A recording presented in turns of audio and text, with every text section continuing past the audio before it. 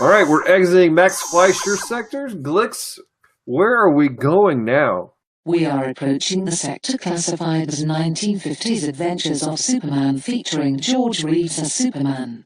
Our impossibility drive is generating new help for crossing this sector.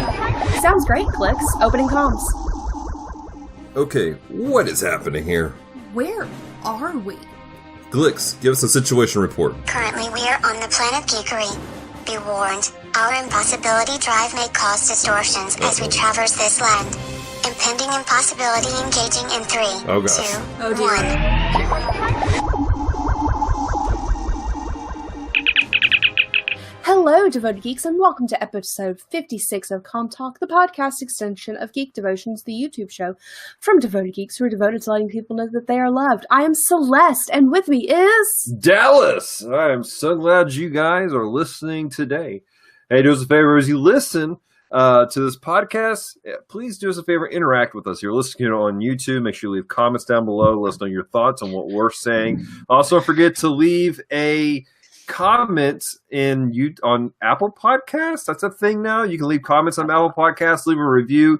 It lets people know, will they, is this a good show? Is this not a good show? How things get out there. So leave comments, all that good stuff. Interact with us on our social media, Facebook, Instagram, Twitter, like Geek Devotions. You guys know the drill because you're all amazing devoted geeks.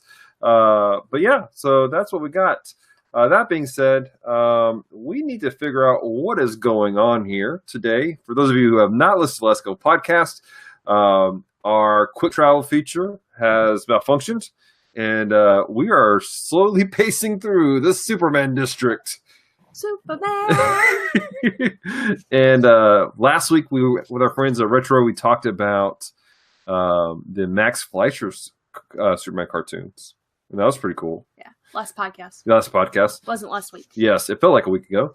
And then beforehand on Retro Rewind, we actually talked about the 1979 Superman with Christopher Reeves. Yes. So that was a lot of fun having that take place. And kind of our end goal for this is at the end, we're going to try to figure out which is the best Superman. Which is the best Superman of all these that we've seen? Attention, our impossibility drive appears to be pulling in code name Captain Nostalgia, also known as Josh Burkey of Victims and Villains. That's the last time I hang out with George Carlin. Hey, Josh. Josh. Excellent! Welcome to the planet Geekery. Oh, man. How'd that phone booth fit for you, buddy? Man, it's crammed. Sharing a phone booth with 6 other guys is not fun. And I'm pretty sure Lincoln stole my wallet. Oh, again?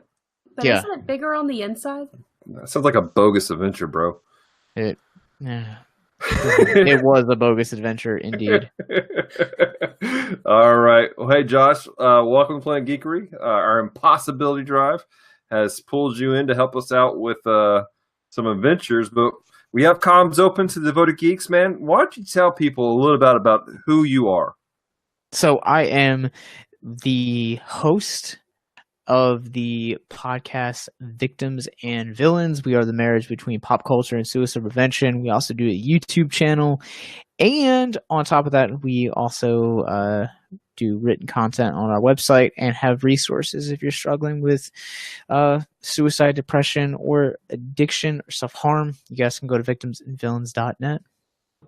Awesome. So awesome. And some of you may recognize Josh's voice because he's been on our podcast before. He's done episodes of Geek Devotions before. And Extra Tuesdays, he sent us this awkward seasoning called Old Bay, which turned my potato wedges into something that tasted like the potatoes we eat in crawfish boil. So that was kind of cool. Tasted like crawfish. Yeah. You got. I'll send you a recipe that'll turn burgers with this stuff. Wow. Into seafood. It's wow. Amazing. That's awkward. But it's cow. Oh, man. Why would it taste like seafood? All right. Well, Glix, what do you have in store for us today? We are about to continue on to Sector 3 of the Superman District. This is the 1950s Adventures of Superman series. To navigate through here, we will need to discuss our likes and dislikes of this series, our opinions of Superman and Llewellyn, and our thoughts on the execution of this series. Awesome. Let's do this. And also, hey, we've been saying this every week. We want to thank everyone who is a devoted Patreon geek, because literally you guys are making this possible for us. Without your help, we would not be able to do the series, because we watched most of this on the DC Universe app, which our devoted Patreon geeks helped us to get. So, devoted Patreon geeks, you're awesome. You are the Superman. Yes. But all right, guys. Well, let's get into this. We're going to talk about, first off, what did we like about the series? What were some redeeming aspects? And we're also, without being too negative today, although Josh has a big old can that he wants to just tear open some of the things that we didn't like about the series. He's like seething over there. He's like hiding in his beard. All right, so, we'll start with Josh. Josh, what's something good about the series? Tell me something good. All right, so I typically enjoy when they can take characters and bring on new variations on their characters. Okay. And I really liked this series, this universe's version of Jimmy Olsen. Yeah. I thought that he did a really good job. Jimmy Olsen over on Supergirl.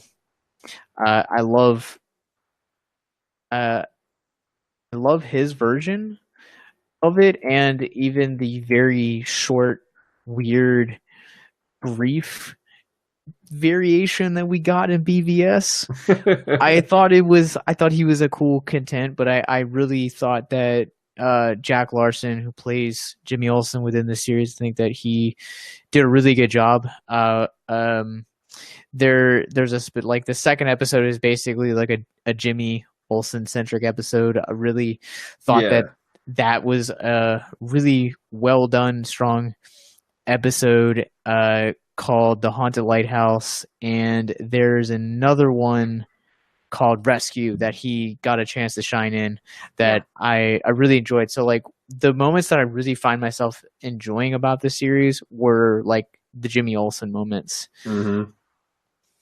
Jimmy, I'm going to have to agree with you on that. Jimmy really is a pretty dynamic character. You know, normally we see him as being like the, oh, shucks, and he's like pushed to the side type of character.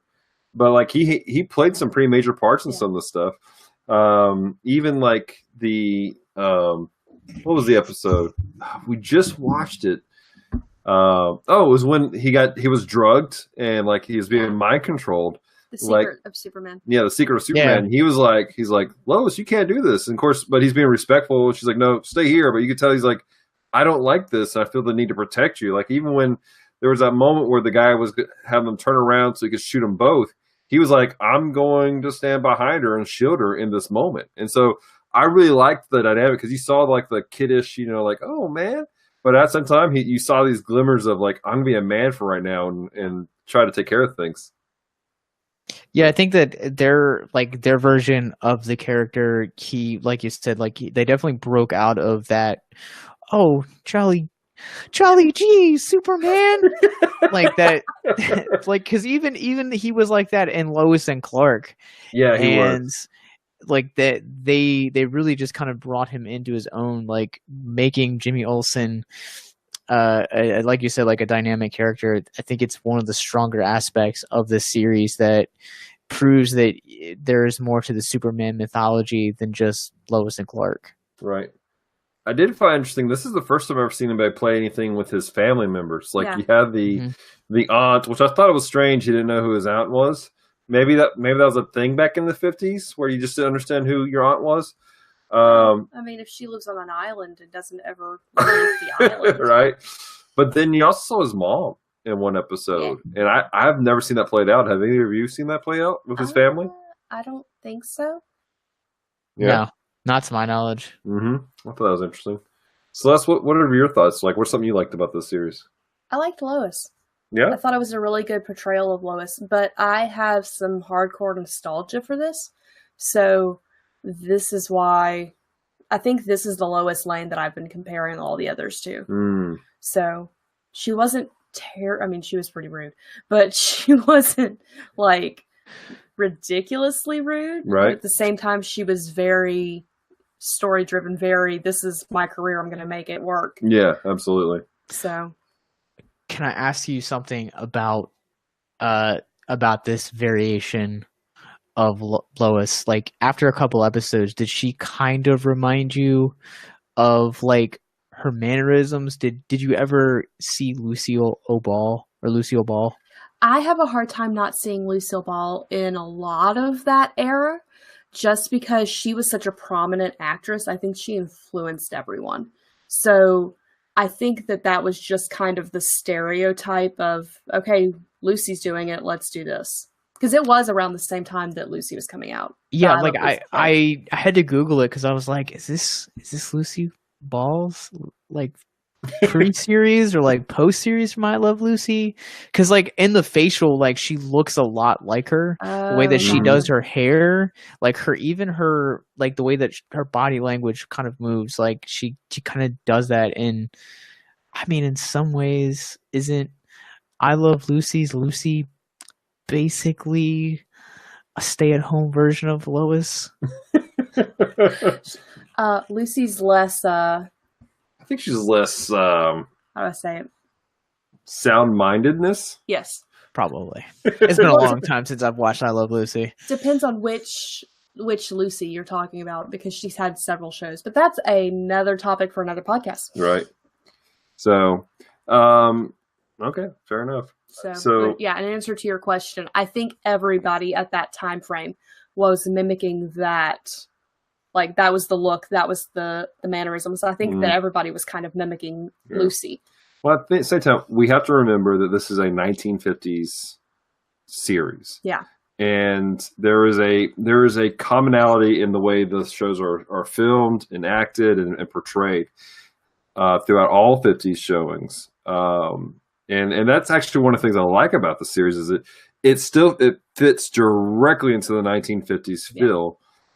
Completely. Like, this is our era. We're doing things the way that our era sees and portrays things, and I appreciated that. And kind of moving over to maybe some of the technical sides of it, I appreciated the effects that they used for the series. You know, the Superman flying on the green screen wasn't a terrible. I've seen worse green screening in modern day shows, and and so I mean his.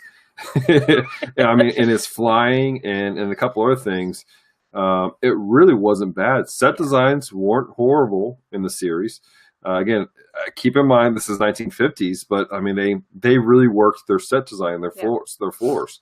You know, you only had a couple of scenes necessarily, but they changed angles enough in certain scenes that you're in a whole new place.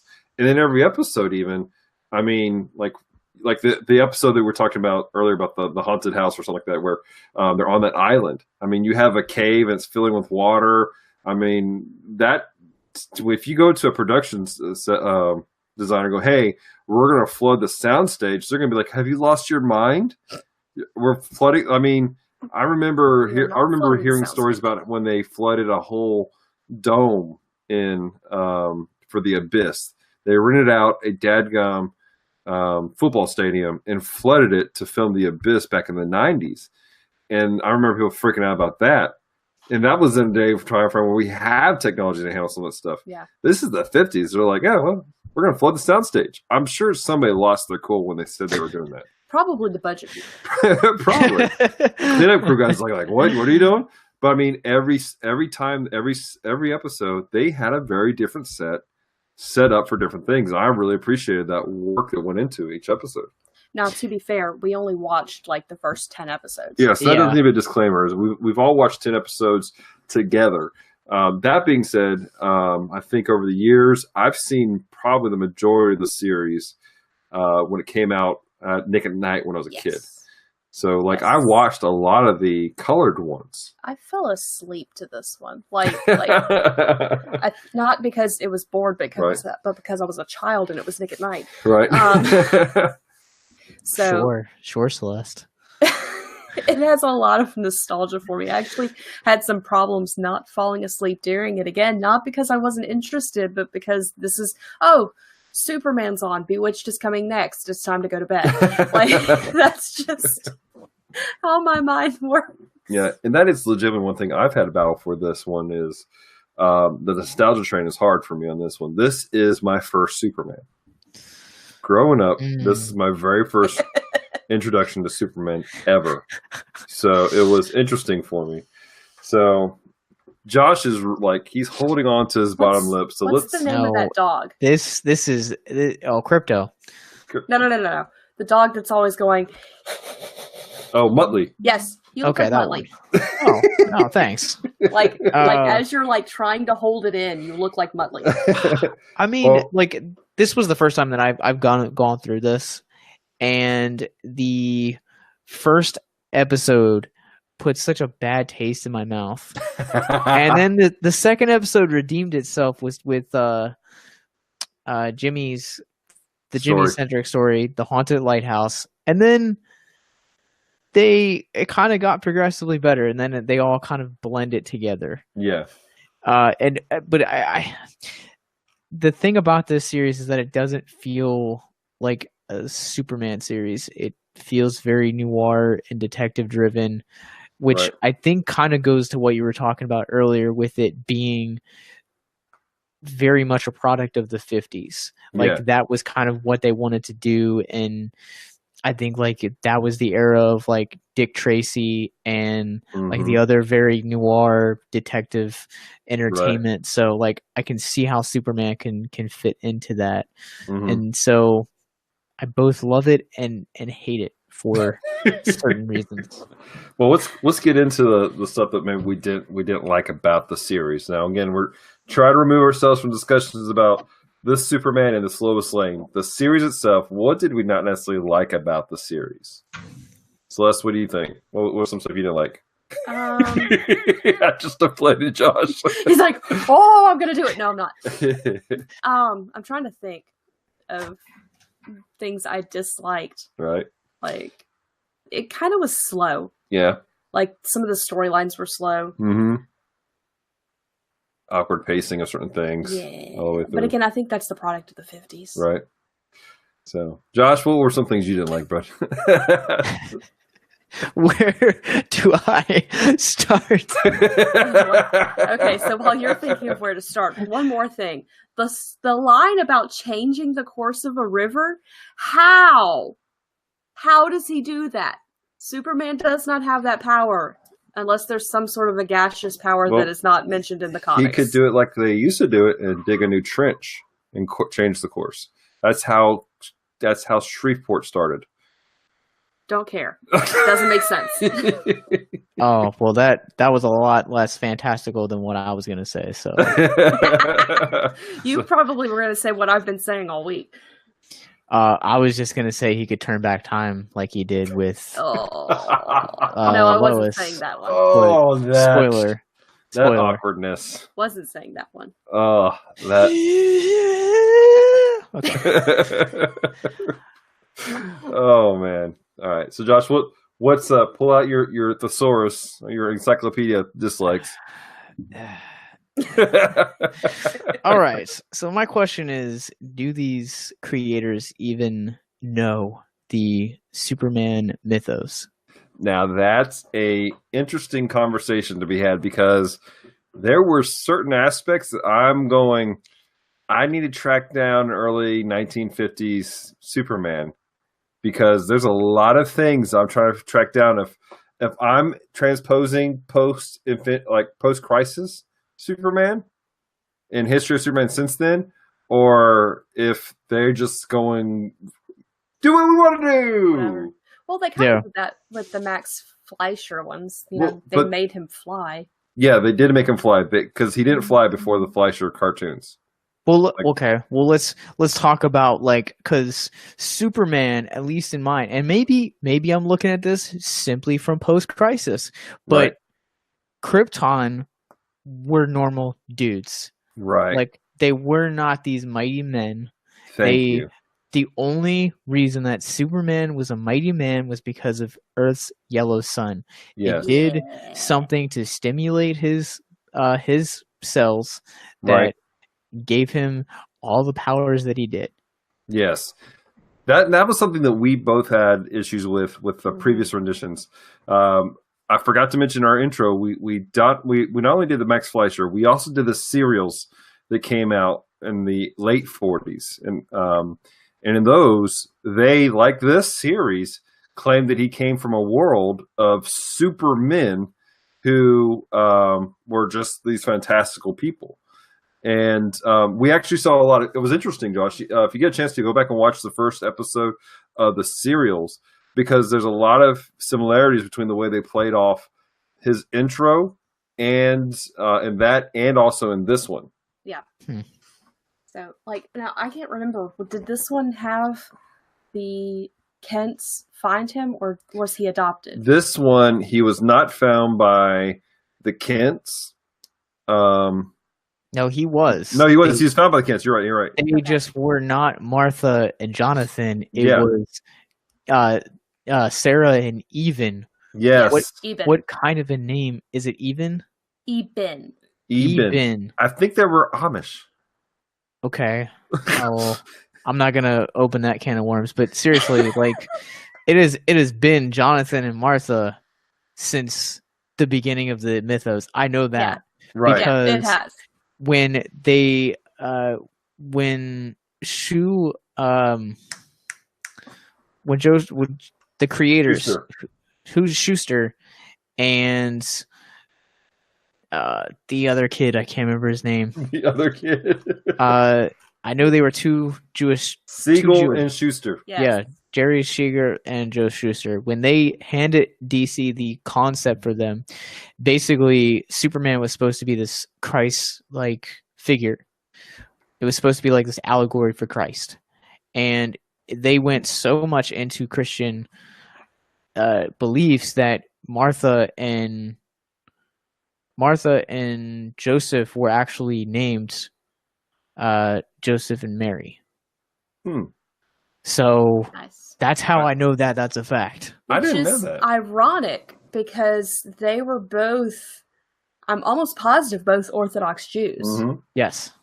So it's interesting that they would do that. Yeah, I've not heard that, so that's very interesting, Josh. Yeah. But I'm with you, though, that the names threw me off. I had to rewind it. I was like, wait, what? Yeah. Thank you. Like, when it happened, I was laying on the couch chilling, and I was like, wait a minute, what did they just say? So, but at the same time, like, because it's different. I mean, it is different across the board. In the first one, or in the Max Fleischer, he was like, oh, it's a baby. Put him in an orphanage. He was raised in an orphanage. In this one, in the serials, he was found, but he was not even by the Kents. It was some other name. And they never claimed to necessarily be his parents necessarily. They're like, we are your foster parents. Like, he never grew up knowing them as his actual parents, unlike this Clark Kent did. Yeah. Or the Clark Kent that we knew, that, you know, he had this revelation years later. Yeah, and I don't know, kind of jumping back into Krypton, like my wife, so like the scene in the opening with like Jor-El and like trying to tell the Council of Krypton about how they are going to, like, how the planet's basically gonna implode if they don't leave. Right. And he's like, we're gonna send the whole population. Like, that was, I don't ever think that was ever really a thing within the mythology. Now, I know it differs from like person to person, but I don't think it was. And like, my wife was watching it with me, and she was like, how are they gonna fit an entire nation in that tiny little rocket? Like, do they shrink when they get in there? So, but I think in that one, though, to be fair, during his meeting, he's like, look, I need like 3,000 men working around the clock to construct enough ships for us to get the entire planet off, get everyone off planet. Like, that was supposed to be just a model. My problem with that scene was he's like, he looks at his wife, he's like, we'll put you and the baby in there. I'm like, you're not going to do that. She's going to be very squished. So at least it didn't have the weird thing talking to the baby the whole time. The training seminar. Yeah. That's very true. The TED Talk. The Kryptonian TED Talk. Hello, Superman, and welcome to my TED Talk. This is Earth. This is where you're going. Oh my gosh. All right. So what else you got on your plate, Josh? All right. Okay. So this is very much a product of the 50s. Nothing wrong with that. Sure. But I'm going to give you 5 examples of actual DC criminals that could have made a live action debut here. Lex Luthor debuted April 1940. No Lex Luthor. Mr. Mxyzptlk debuted September 1944. Right. Prankster debuted August 1942. The Ultra Humanoid debuted June 1939. Or Toyman debuted 1943 September. Right. That one thing I did have, there was no callbacks that I saw to anybody villainous in the comics. There weren't actual supervillains in this. Mm-mm. There were no villains of superpowers. He is the only super anything in it.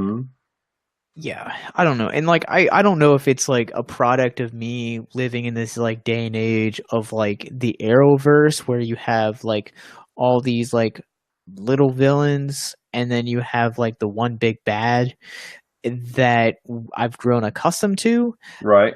But at the same time, you have all of these predominantly amazing villains, and I mean, it wouldn't be but like 10 years later that Batman gave us live action versions of Penguin, Joker, Riddler, Catwoman, and the list literally just goes on and on. But why does it seem, and I get this is something that I think too goes for Superman as a whole when it comes to live action mythology, outside of Zod and Lex Luthor, why is it that we always play it safe with these two villains in live action form? I think it's because they're the most recognizable. Some of his villains are so out there that it's like, oh, that's the bald guy. That's Lex. Like it's an easy mark. I would still make the argument that Brainiac has now grown into his own. For I think that if you put him and made him a villain on the big screen, people would recognize it. Mm-hmm. And I can see that, but at that point in time, I don't think the general audience would accept such a fantastical villainy. Again, 1950s, we're looking at a generation that was young during the Roaring '20s. They came out of the Great Depression, Prohibition, all those things. Their mindset is very the logical. I'm going to work, and we're moving, and they relate to gangsters, crime bosses. I mean, these were the things that the adults who would be watching in the room would go, yeah, we'll watch this as a family together. Yeah. Rather than a kid who's like, I got a comic book, and he's reading this comic book on his own. And so that's my only thing I can think of, that's what their mindset when they're creating this rogue gallery. But at the same time, and again, we only watched 10 episodes, but I've watched more over the years. I don't remember a single callback episode where they reference an earlier episode or earlier chapter. I don't remember any to be continues in the entirety of the series. And maybe if you're listening to this podcast and you're like, no, there was this to be continued, there was this. I just don't think that these guys were thinking about the scope of let's create a continual storyline where things come together. Yeah. Everything felt like a one-time radio production, short in and out, almost like the 1940s cartoon series where everything was like a one-shot hit. I think too, it also could have something to do with the rights, because if you stay to the end, like it's, Superman is a product of DC magazines and Action Comics magazine, and then it's licensed through the motion picture. It's possible that their agreement only included Superman back in these days, and it's just something that kind of dawned on me. But again, you still have these villains that even making the argument that mob bosses and those kind of gangster mafia types are the only people that the adults in the audience are going to relate to, you could still make a variation of Lex Luthor in that vein. I can see that. That's true. I can definitely see that. Well, we talked a lot about the villains. We've talked about some of these other character bases.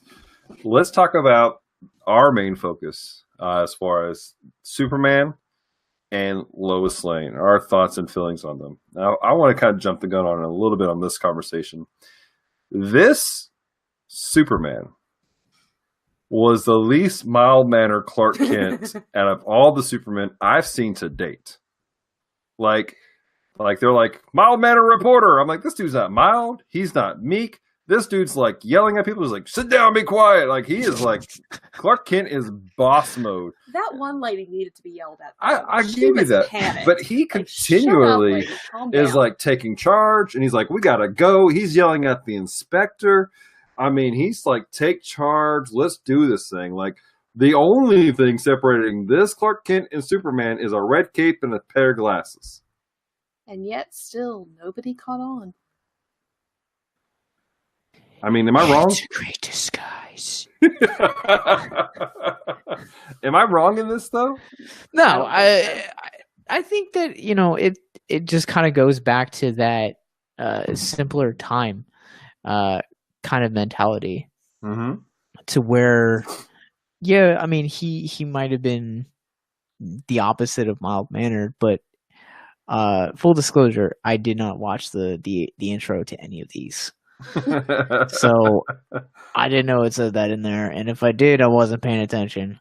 Normally it was just like, oh, DC app gives me an option to skip, okay. But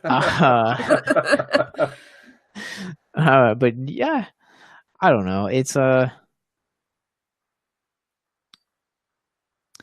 don't know how I feel about that.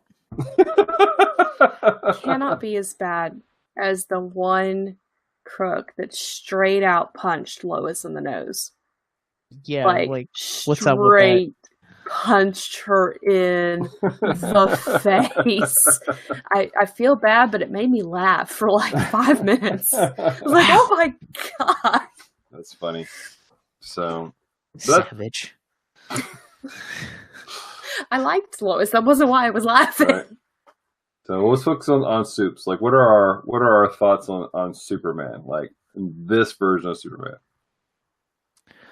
I liked their version of Superman for George Reeves. I think he did a really good job. I thought that he possessed a really charismatic quality as the Man of Steel. Right. But at the same time, I felt like you kind of didn't get a whole lot of him. Like, it felt like like you were talking about earlier, Celeste, where it took a lot of time to build up, and then it abruptly ended. But then, like, right between that, like, that build up and that abrupt ending, you got like 30 seconds of Superman, and it's like Superman needs to be in this more, right? But what we got of him, like, I really enjoyed him. Mm-hmm. So, see, and I appreciated the portrayal of Clark because he wasn't this wuss, because Superman's not. Right. So, but I like the definition when there's a definition between Clark and Superman, but at the same time, I appreciated that he was more Superman-like. So it's almost like it was like legitimately the beginning of his stuff, and he hasn't figured out that he needs to like tone it down. So, I don't know. I can see that. This particular Superman, though, like he was, like you said, Josh. I think we saw so little of him. Yeah. I don't think that they gave him opportunity to not be Superman. If that makes sense. I mean, he's in. He takes care of the bad guy, and he's out. This series does focus more with Clark Kent, almost, and you hit the nail on the head. More that noir detective style. Mm-hmm. I mean, there were so many times where Clark was like, "I'm going to be like," he's playing detective, and he's just doing stuff. I wonder if, like, when the creators of the show had an idea to do a Batman series, and they went to DC, and they were like, we want to do a Batman series. They're like, no, we'll give you Superman. And they're like, let's do the same things. Let's just make it Superman.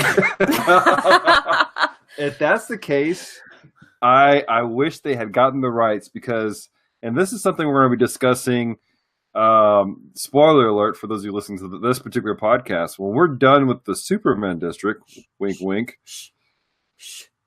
there may be a Bat district. So, but I wish they had because I've not seen a good detective Batman series. We were actually just talking about that, like, a couple months ago. Not yet. Not yet. You're right. June 25th, 2021. Freaking Matt Reeves keeping that Reeves theme alive, and he is gonna destroy the Batman and his mythos and what we think about him. Right. Like, I'm hoping that actually works because if not, I'm doing a fanfic movie of Batman as a detective. We don't know how. Okay. There may be a Kickstarter. I'll fly down for that. Come on, man. So, with that being said, this Superman, that theory would almost make sense because there's so many times where he's playing Dick Tracy. Yeah. Well, but it kind of makes sense because some of the earlier stories of Superman, he was much more intellectual than they let him be now. Like, he wasn't stupid. Mm-hmm. He wasn't this, bumbling idiot as Superman where he just punches everything. He would try to figure things out. You're making him sound like he's the Hulk. Like, he's like, Hulk smash! He kind of is. He just wears a cape and looks better in it. Hulk can't keep his clothes on because he rips out of them. I mean, Superman, I don't think is all that violent. Right. He's only when he has to be. Right. A little bit of an exaggeration, but it's from what I've seen in recent years, they've not focused so much on his intellectual side. Right. Well, the problem is what you've seen a lot in the recent years was what happened post New 52. Yeah. When they reverted him to this almost weird, like just coming out of his teenage years. Was that the beginning of whiny Superman? Yes. I hated him. I was glad. What I read of New 52 Superman, I didn't mind it. Thought it was a cool take, but to be fair, Earth 1 was coming out at the same time, and Earth 1 was a way superior product. It was absolutely. So, all right. Well, we've talked about Superman, and I think the general art is like it's not a bad Superman. Is that kind of what I'm getting from you guys? Josh may disagree. It's like a medium Superman. Like I said, like I think I agree with how Celeste puts it. That even when he's in Clark Kent, it feels like he's still trying to be Superman. Like, and I think that George Reeves is a fantastic Superman and fantastic Clark Kent, but the way that he's handled within the series, it feels like a Superman aiming for a Batman cosplay. I can see that. I can definitely see it. I love this imagery right now. And right now, Dallas is plotting his next cosplay. Which, by the way, Speeding Bullets. That was exactly fantastic. Fantastic. I have it on my back shelf over here. If you, I have it in that room right there. Well done. Somebody want to clue in the knot? Speeding Bullets was and we talked about this on Retro Rewind, but Speeding Bullets was the Elseworld series where instead of landing in Metropolis, he landed in, or Southern Kansas, he landed in Gotham and was raised by the Waynes. Gotcha. And so it's a really cool story. Just for the Devoted Geeks here, I'm actually going to be starting a project for our website where I'm going to be going through reading as many of the Elseworlds as I can get my hands on. I have several, and I'm going to be doing a review on our website on each one, starting with Superman Metropolis. So I just got it during our anniversary, so I was like, we're going to do this. This is going to be a thing. Yep. So, have you read the Catwoman one? The Catwoman.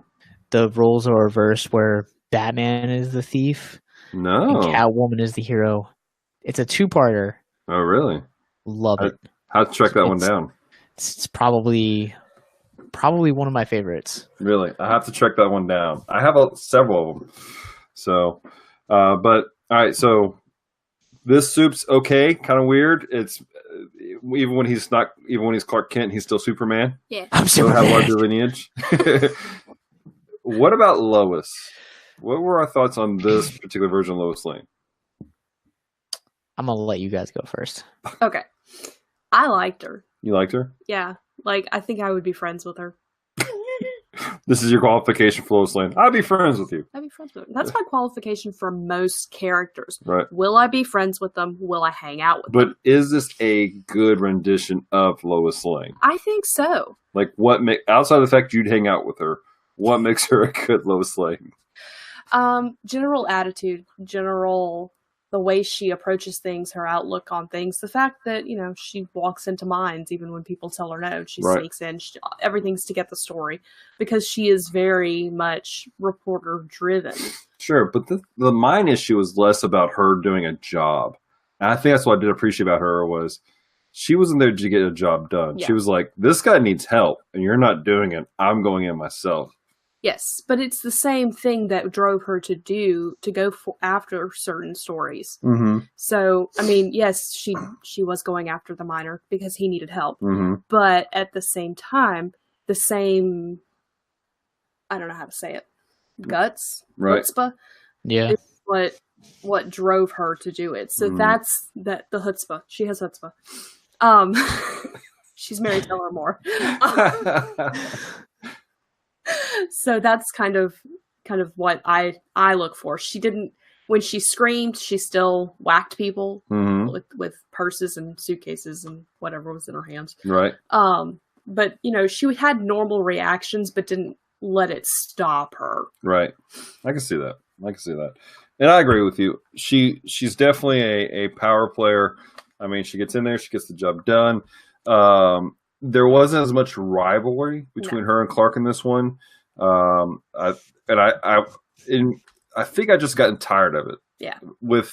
After watching the ridiculousness that took place between her and Clark and the serials, and some of the stuff that took place in the cartoon series, like Fleischer series, I was done with her being just, this is mine, and so I appreciated it. Like, you had it in the first episode, but after that, they generally worked together. Yeah. And so I appreciated that. So, I mean, I don't know. That's just my thought process. She was a good Lois. She was strong. She was independent. I think she was more caring about individuals than the previous ones. The 1970s Lois Lane, I don't think she really cared about anybody but her job. Yeah. The Lois from the 50s or from the serial certainly didn't. And the same thing even with the one from the Max Fleischer. Like, this seemed like more of a real person. Even if she did seem a little more Lucille Ball in some of her actions, she just seemed like a more legitimate individual who was driven. I think they rounded out her character better. Mm-hmm. Yeah, I think that she's a really strong example of what a female can be.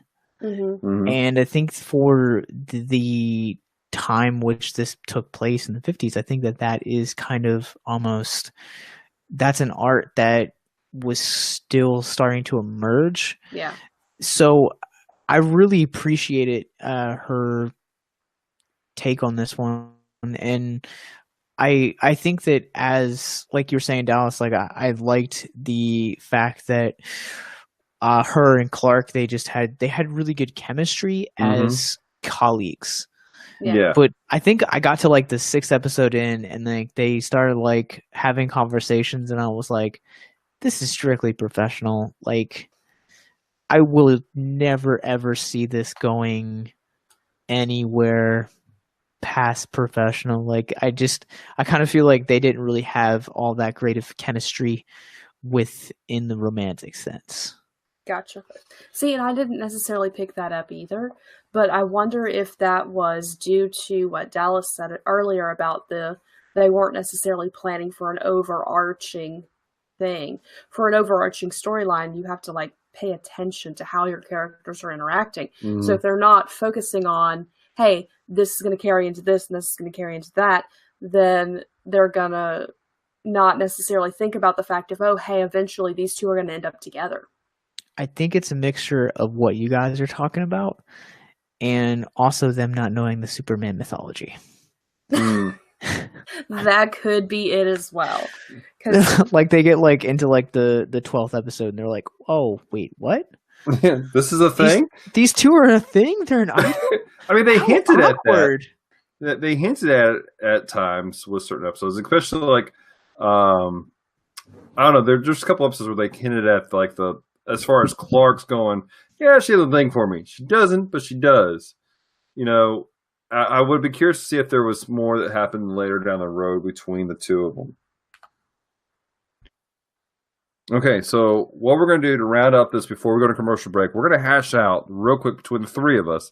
And Josh, we're going to bring you in, help us to hone in this rating of which is the best Superman, which is the best Clark, and the best Lois.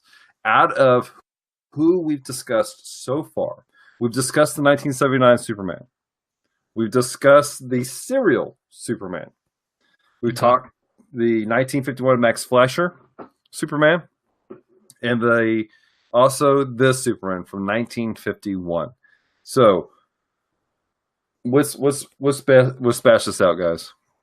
In my opinion, and this is kind of a debate between Celeste and I for a little bit, but the Max Fleischer Superman, just Superman, we're separating him from Clark Kent, is the best Superman representation so far, followed by this Superman, and then the 1979 Superman. And then at the bottom of the barrel, I just didn't like him, the one from the serials. How do you guys feel about those? You're talking about, as far as the 1979, that is Christopher Reeves, right? Right. The one where he turned back time. I thought it was 76. Was it 76? I thought it was 79. Let's check it out. IMBD. Right now, middle of the podcast. 1970 Superman, 1978. We were both wrong. Okay. So, all right. I enjoy watching that Superman, but he is definitely not my favorite. Right. Okay. Josh, what are your thoughts, man, on that list? Fleischer, 51, 79, and then serial. You will believe a man can fly, hands down, Christopher Reeves. Really? The best version of Superman. Christopher Reeves. I grew up on Christopher Reeves Superman. So the way that you guys are for these, that's the one that I grew up in. And I have only ever listened to the serial versions on podcast form. So like the radio dramas. So I've never actually watched them. And I've seen a couple of Fleischer's cartoons. So like it would definitely go Chris Reeves, George Reeves, Fleischer, and then the serial. That's interesting. I can respect that. That's interesting. We may have to post this sucker up in the Devoted Geek Life community page and let our people battle it out towards the end of this series. Okay, let's talk Clark Kent then.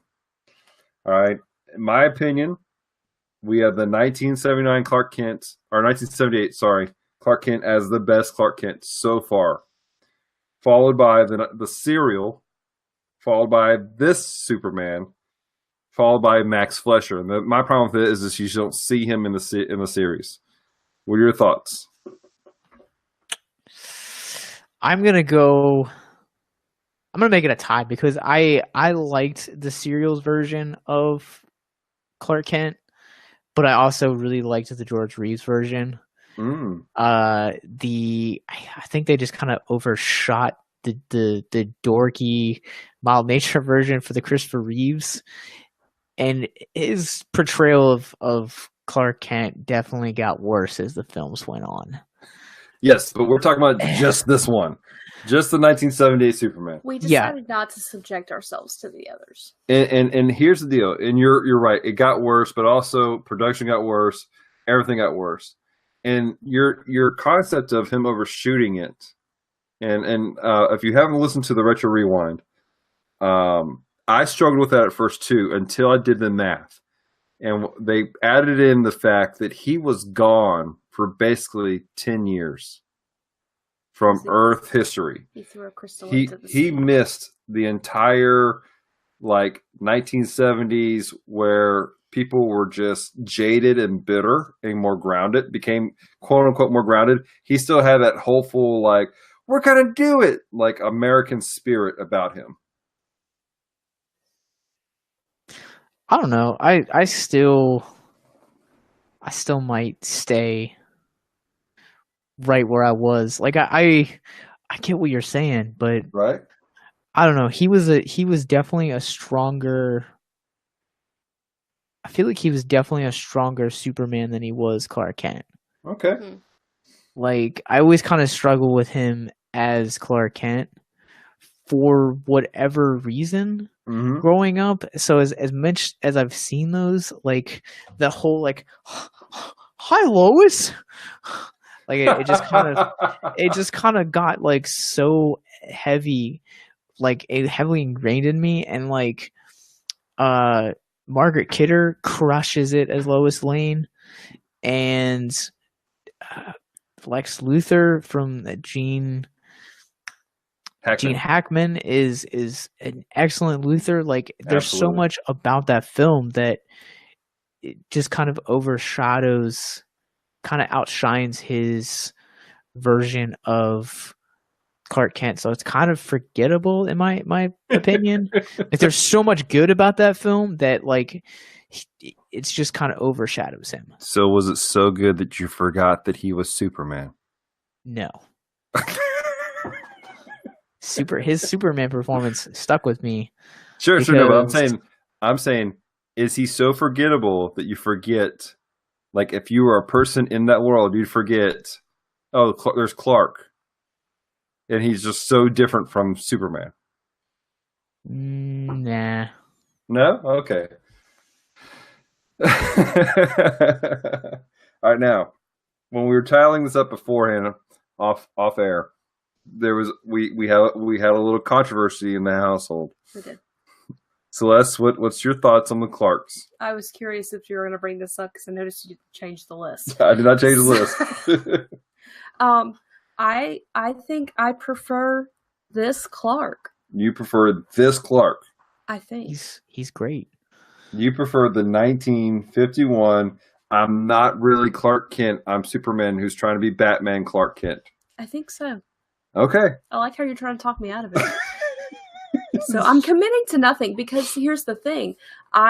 This was in the back of my mind, and I know I do love Christopher Reeve's portrayal of Batman. Not Batman. Good Lord. Who said my name? You're messing me up, Dallas. Lois. Oh my god. No, it's Martha. Well, Lois. It's Martha. I do love that portrayal of Superman. I love the way he does that, even though he's perpetually planking. But I think that this one is better than that. Now, I'm not saying he is the best, but definitely better than that. All right. So we go down. So 1951 is the best, in your opinion? Yeah, for the moment. For the moment. And then you have 79? Yeah. Yeah? Okay. Followed by the Max Fleischer, or would you do the serial?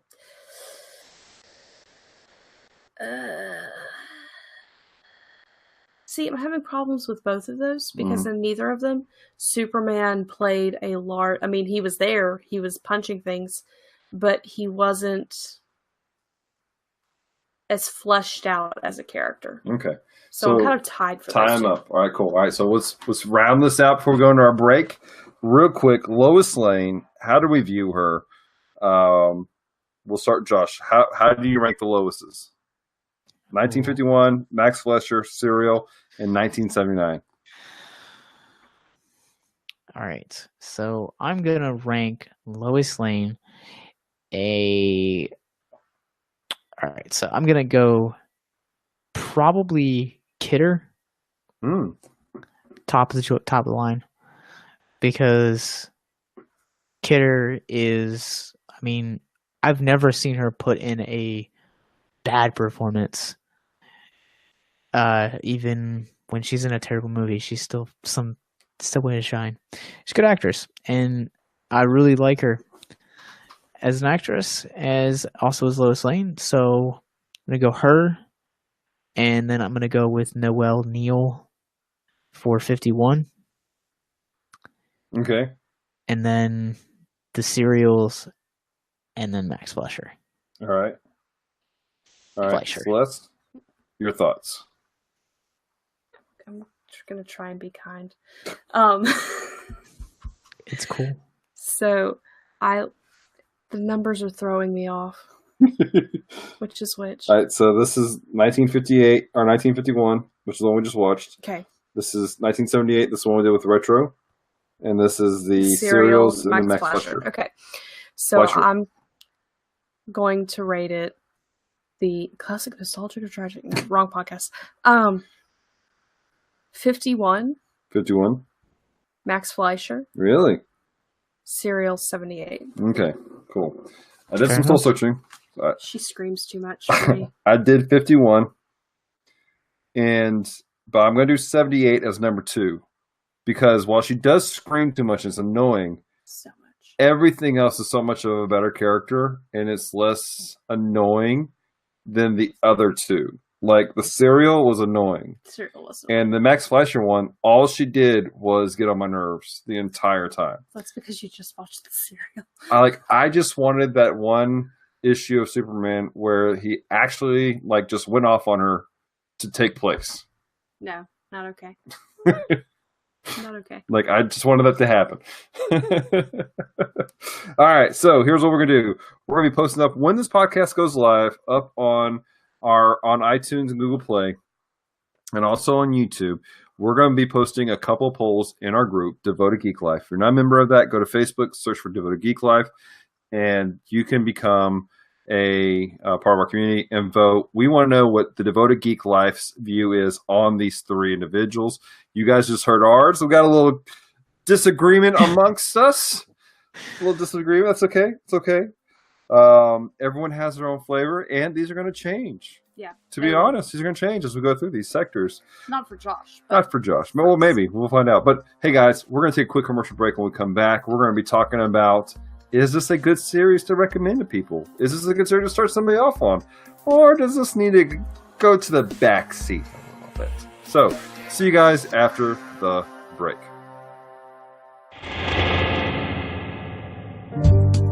Welcome to Victims and Villains. This is the channel where we talk nerd, we talk hope, and we speak nothing else. I'm your host, Captain Nostalgia, and I'm so glad that you are here to join us. Victims and Villains is a podcast and YouTube channel that marries pop culture and suicide prevention, producing content with the intent to let people know that there is hope and that there is a better way, and that each and every listener has value and worth. Listen to Victims and Villains on your favorite podcast catcher or on YouTube by searching for Victims and Villains. Also, check out their website, victimsandvillains.net. Comms returning to normal stasis in 3, 2, 1. All right, and we are back. Thanks so much for taking time to listen to that commercial. Do me a favor, and the individuals we talked about, connect with the. We don't just do these commercials just for the heck of it. We do it because we're trying to let you know about somebody or something that's happening that's really cool that we believe in. So make sure you connect with them. I know right now we only have 2 commercials, and that's Retro Rewind Podcast and Victims and Villains, but we believe in them, so check them out, okay? That being said, let's get into the next section of our podcast, and that is this. is this a good series to watch? Is this a good series to recommend to people or not? And this is it, guys. This is the last no holds bar. These are the highs. These are the lowest of lows of the series. Is this good? Is this bad? Let's get into it. Celeste, what do you think? I'm going to say maybe. Maybe? Maybe. Because it's one of those that you can come in and watch a couple episodes and not necessarily have missed anything, which as a completionist, it's hard for me to say. Right. But you can come in, watch a few episodes, kind of get a sense of what's going on, and get out. So it's good in that sense. Right. If you're just wanting to watch it, like, who is Superman? I've been under a rock for the last 30 years. I'm going to figure out who this caped crusader is. Wrong person. It was a cape, okay? There's a cape. Yeah. We keep going back to Batman in this Superman. There may be a deeper story here. There's a lot of Batman in our house. He okay? was wearing gray the entire time, the first couple seasons. Oh my god. He was. That's very true. It's that noir theme, man. All right, so it's a maybe for you. It's a maybe. It would depend, I think, on the person. Like, it would not be, for someone who already has a general idea of who Superman is, it would not be my first go-to. Right. But if you have, like, no concept, then yeah, it's not a bad introduction to, hey, this is who Superman is. This is what he believes in. This is the character. Cool. Josh? Hard pass. Pass. No, I would not recommend this series to someone. I would, if you're going to start with someone on a Superman train, I would either start them with the Bruce Timm version or I would say Bruce Timm, Christopher Reeves, and I would even dare to say some of the serials. Really? The serials, I think, are like they're fun and contained to where Oh, you're talking about the Max Fleischer serials? Yeah. Okay, I thought you were talking about the actual serial from the late 40s, where it was the continuing story that would play before movies. No, I think that I think that Bruce Timm, and I think there's better variations out there of Superman to where this one is just a product of its time.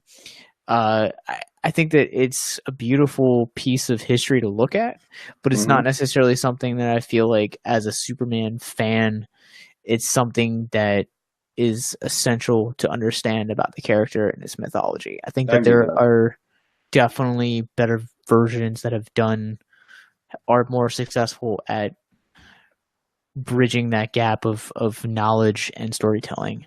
Right.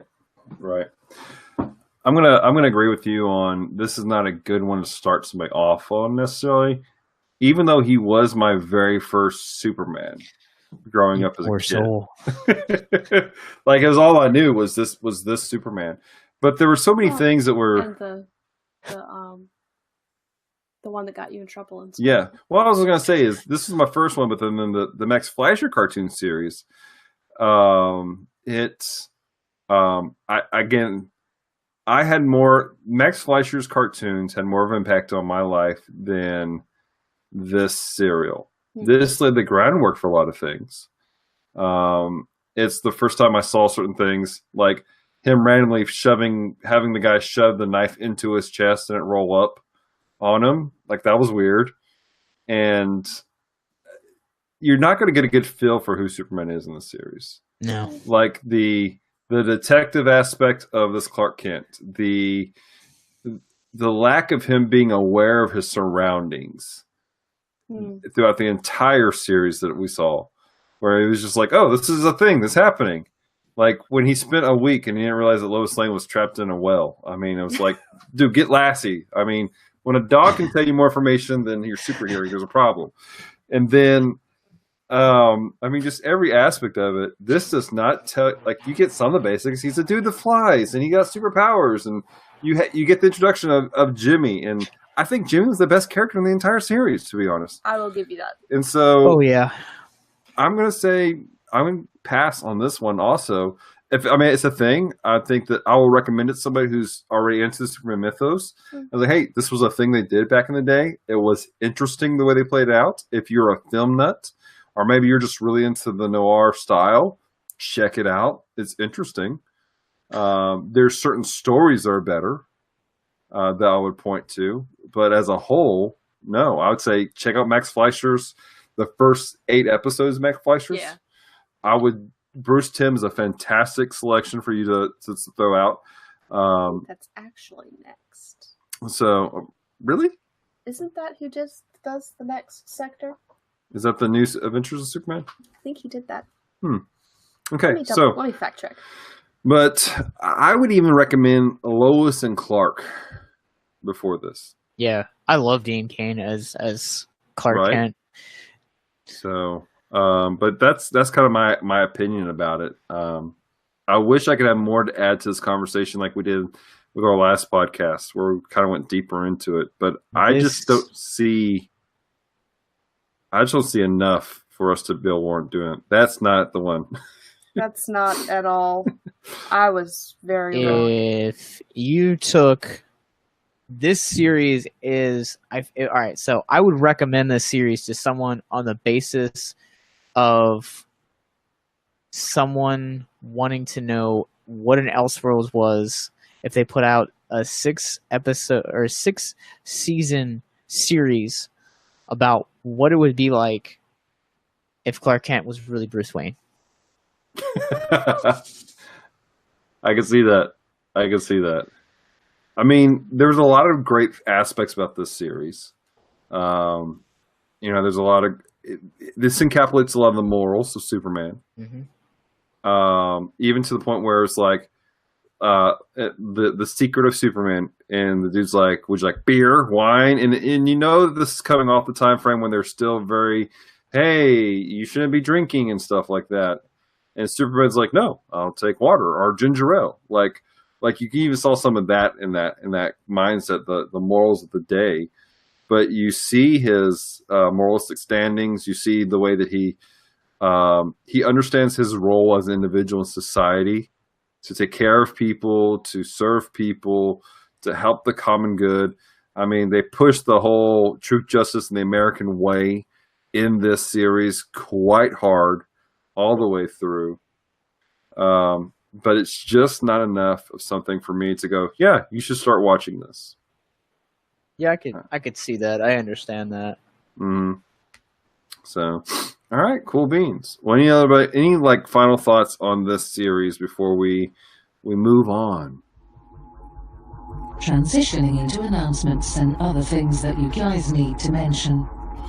All right, now it's time for our final announcements and conversations about other things. Want to encourage you guys to obviously connect to our website, geekdevotions.com, and check that out. Also, be praying, because we had something really cool. By the time this podcast airs, Celeste and I had a really cool opportunity. Every year, we get the opportunity to teach a class in our church's school of ministry.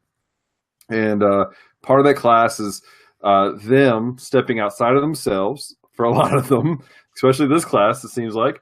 And they're going to take over Geek Devotions for us. They're going to do just for a month. They're going to be taking over our devotions. They're going to be doing some extra Tuesdays for us, and we're tossing around the idea of the podcast of how that's. We're going to try to figure out how that works out, but they are going to be doing that for us, and we're pretty excited about the project we have for them. What we're doing is we're giving them a comic and then a movie adaptation of the comic. And they have to do a devotion. They have to go through both, do a devotion based off of that material. And then in the extra Tuesday episodes, they're going to compare and contrast the original comic and the adaptation. Yes. And so this is a big stretching moment for some of them because it's kind of different. They're going to be from the cameras. And the idea of us teaching the class isn't, hey, you should do geek outreach. It's be geeky. The idea is, hey, these are tools that we use. We use social media, we use videos, we use podcasts. to reach people because we're already in this world. And so we want to encourage them, hey, we're giving you a tool so you can reach people in your own area, your own niche. We have people who are, man, they are just music nuts. And there's a whole world of individuals who are in the music space who, man, they need Jesus. They need hope. They need somebody to let them know they're loved. And they can speak into that. I cannot speak into that very well. All right. We got people who are carpenters, and we got people who are just, they're what's the word? Like they're just crafty. They just make stuff out of nowhere. And I can't speak into those realms, but they can. So we're trying to equip them and to think outside the box of what ministry looks like. Ministry doesn't have to be standing at a pulpit wearing a 3-piece suit and a tie. Thank God, because I don't do that. But ministry is, man, speaking into the people that surround you and being creative in how you do that. So be praying into that, guys. It's going to be it's a multi-month process for them. And so it's going to be really pretty interesting to do. Any other announcements we need to make real quick? Got the website. We're trying to do more stuff with Twitch and other places. Book reviews. We're doing book reviews. Like I said earlier, I'm going to be doing Celeste is doing the book reviews. She's on a pretty regular basis. I'm going to be doing some reviews on some Elseworlds stuff for our website. I'm going to try to do those about once a month, maybe. That being said, want to give a moment for Josh to explain a little more what he does and for you guys to connect with him. And we want to say thank you to Josh for being on this show, because Josh, you have a really powerful opportunity to reach into people's lives through what you do and help people in a very specific manner. And full disclosure for you guys listening, we get the opportunity to serve Josh on a regular basis doing different things. We're going to be helping Josh out with a 48-hour gaming stream on his side of things. We're going to be raising awareness about suicide prevention and everything. I have the opportunity to write for him every so often and do some reviews on movies and anime and a couple other things every so often. And so we appreciate having a relationship with you, Josh, but let people know how they can maybe start a relationship with you and some of the stuff you do. Yeah, of course. Let me stretch and give you slightly more work as an editor. All right. So you guys can get connected with us on our Facebook, Instagram, Twitter, or even we also too have a Facebook group called Hope Culture, and we do just post in a whole bunch of things like our new episodes. We do polls, and we do something awesome called Fantasy Movie League. And if you guys need resources or need to talk to someone, just go to victimsandvillains.net. We have resources. If you click on the resources tab right on the front page, contact, you want to get in contact with us. Suicide is currently the 10th leading cause of death in the United States. There are 129 suicides that take place each and every day. And when you scale back internationally, there are 800,000 successful suicides. It's one death every 40 seconds. So please never think that you're ever alone because of this season or this day that you're having, because it does get better and it's worth holding on and staying with us. So get to know me. Very cool. Very cool. Josh, we appreciate you, man, so much for being part of this and for what you do, bro. We pray for you on a regular basis, you and your bride, and what you guys do. And I was just talking about you actually to some folks who they're trying to figure out how to reach out to their own community of people who, man, they're struggling with stuff. And it's good to know there are people out there that I can go, hey, check this out, because they have the resources and tools that you need to do some stuff. So, Josh, thanks for being there, man. Yeah, no problem. So, all right. Well, let's land this thing, Celeste. Thank you so much for taking the time to listen to Comm Talk today. If you have loved this episode, head on over to Apple Podcasts to subscribe, rate, and leave a review. It is very much appreciated. So until next Sunday, stay devoted. Peace and love.